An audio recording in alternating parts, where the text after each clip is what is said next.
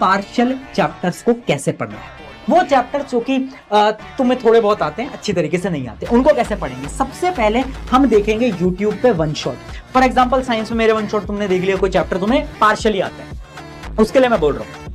अब क्योंकि वो चैप्टर तुम्हें पार्शियली आता है तो तुम्हें एनसीईआरटी पढ़ने की जरूरत नहीं है। सबसे इंपॉर्टेंट काम है क्वेश्चन प्रैक्टिसिंग, ये करना पड़ेगा। ये इंपॉर्टेंट है, क्योंकि अगर तुम क्वेश्चन प्रैक्टिस नहीं करोगे ना तो चाहे तुम कितने ही लेक्चर्स देख लो, सारे के सारे लेक्चर नॉनसेंस हैं। तो थोड़ी बहुत भाई राइटिंग प्रैक्टिस भी करनी स्टार्ट कर दो, क्योंकि मैं हर साल देखता हूँ स्टूडेंट्स के मार्क्स पता है कहाँ कटते हैं, उन्हें आंसर लिखना नहीं आता। पढ़ सब लेते हैं, सारे कॉन्सेप्ट आते हैं, सब कुछ आता है, बट आंसर गलत लिख के आते हैं। क्वेश्चन कुछ पूछा जाता है बट आंसर लिखने का सही तरीका नहीं आता, उसकी वजह से गलती करते हैं। तो थोड़ी बहुत अगर तुम आंसर राइटिंग की प्रैक्टिस भी कर लोगे तो हाफ ईयरली में तुम्हारा भला हो जाए। जरूरत नहीं है कि तुम 10-10 घंटे पढ़ो। 90% स्टूडेंट पता क्या करते हैं, 90% स्टूडेंट्स की कहानी बताता हूं मैं। एक दिन 10 घंटे पढ़ लेंगे, ठीक है, फिर अगले दिन 1 घंटे पढ़ेंगे, फिर एक दिन 7 घंटे पढ़ लेंगे, फिर एक दिन 1 भी घंटे नहीं पढ़ेंगे, फिर एक दिन 10 घंटे पढ़ लेंगे।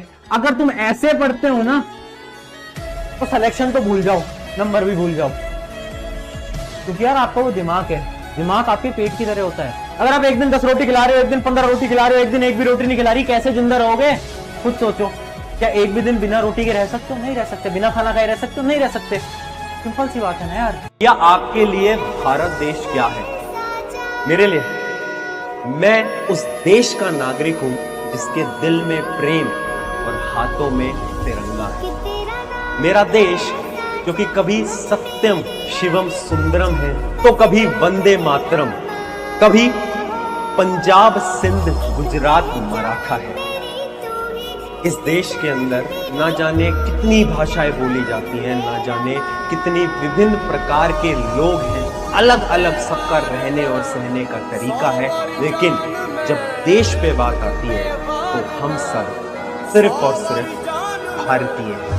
हम हिंदू नहीं है, हम मुस्लिम नहीं है, हम सिख नहीं है, हम ईसाई नहीं है। सबसे पहले हम इस देश यानी भारत के नागरिक हैं। याद नहीं रहता।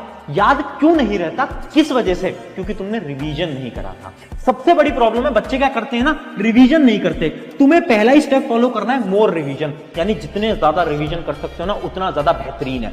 बट एक चीज तुमने नोट करा कि तुमने पढ़ाई तो बहुत करी बट एग्जाम के अंदर तुम्हें याद नहीं रहा। क्यों? क्योंकि तुमने रिवीजन नहीं करा था। तो रिवीजन करना स्टार्ट करो, बहुत ज्यादा इंपॉर्टेंट।